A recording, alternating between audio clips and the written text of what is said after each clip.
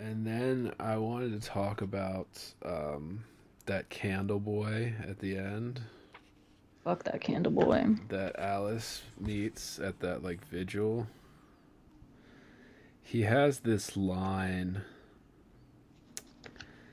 because Alice is like in her head during the narration here. She's like, I don't like this guy as he's talking to her. But he says this thing that I think might sum up this book if we were to give it a summary, where it says, on this is on page 306, where he says, concern is the new consumerism. A person's worth can be measured by the number and intensity of his concerns. Yeah. I mean, I would think that is a summary. I think you're right. I think that's like the thesis. And maybe that's why she so cleverly put it right at the end, Right. you know? But I also think you could have offered this to us up front and also had something happen and not been like, everything's a performance. Alice is actually just a consumerist. Like, Right. she's, you know, like everything that she hates about the world is like also something she should actually kind of hate about herself. And it's like true. But I think that we could have gotten that sooner and felt more connected with that idea through the action of the novel. Yeah, there could have been more for that. But yeah, concern is the new consumerism. Yeah, I mean, this was written in 2000. That sounds about right. Yeah. Yeah. And when you think, yeah, the commodification of concern. Well, it's the same thing with the performance of like certain activism, right?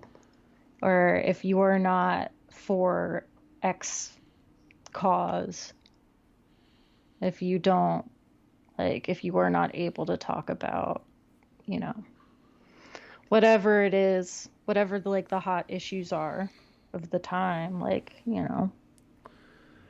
Yeah, well, that's the summing up, right? It's the commodifying of concern. So it is, you're not, you're consuming things based on this concern, whether it's genuine or not. So in Alice's case, if she's concerned about the environment, and I would argue, if I'm being fair or trying to be as fair here to Williams and what she's trying to say with this book, if I had to give it a theme loosely, I'd be like, okay, this kind of the inevitable march forward of progress. And by progress, I don't necessarily mean like political, the way people use that word. I mean just, just progressing periods. So, like, we industrialization, mass producing products, making people's lives easier, but that comes with this kind of cost. So this kind of like, but also like the inevitable push forward of progress, but also like how banal that is, like how just ordinary and not sexy and not pretty, and actually it destroys a fuckload of shit in the process. yeah.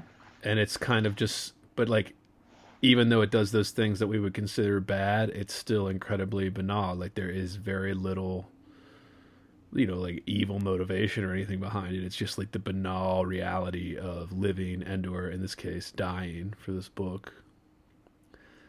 But yeah, I would say that was probably the overall theme. But I think Yeah, this, I think that's like such a largely true statement that maybe was like really sexy at the moment.